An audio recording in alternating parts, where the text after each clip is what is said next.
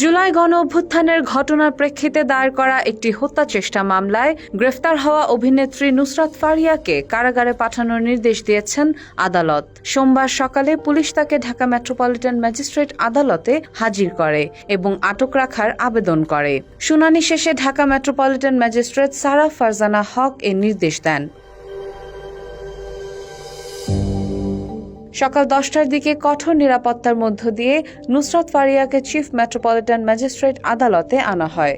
শুনানিকালে প্রায় আধা ঘণ্টা তিনি কাঠগড়ায় ছিলেন। তার পক্ষে আইনজীবী জামিন আবেদন করেন, তবে আদালত জামিন শুনানির জন্য 22 মে দিন নির্ধারণ করেন এবং তদন্ত কর্মকর্তাকে নির্দেশ দেন এ সময়ের মধ্যে ভিসা সংক্রান্ত জমা দেওয়া নথি যাচাই করে প্রতিবেদন দাখিল করতে।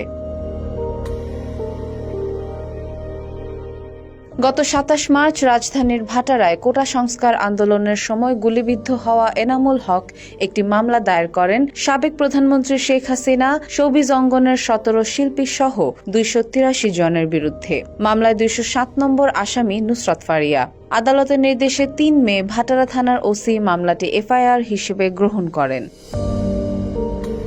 অভিযুক্ত তারকারা হলেন নুসরাত ফারিয়া, অপু বিশ্বাস, নিপুণ আক্তার, সৈয়দা কামরুন নাহার শাহনূর, উর্মিলা শ্রাবন্তী কর, সোহানা সাবা, তানভিন সুইটি, মেহের আফরোজ শাওন, জাকিয়া মুন, জ্যোতিকা জ্যোতি, সুবর্ণা মোস্তফা, আজিজুল হাকিম, আসনা হাবিব ভাবনা, সাইমন সাদিক, জায়েদ খান, রোকেয়া প্রাচী এবং তারিন জাহান।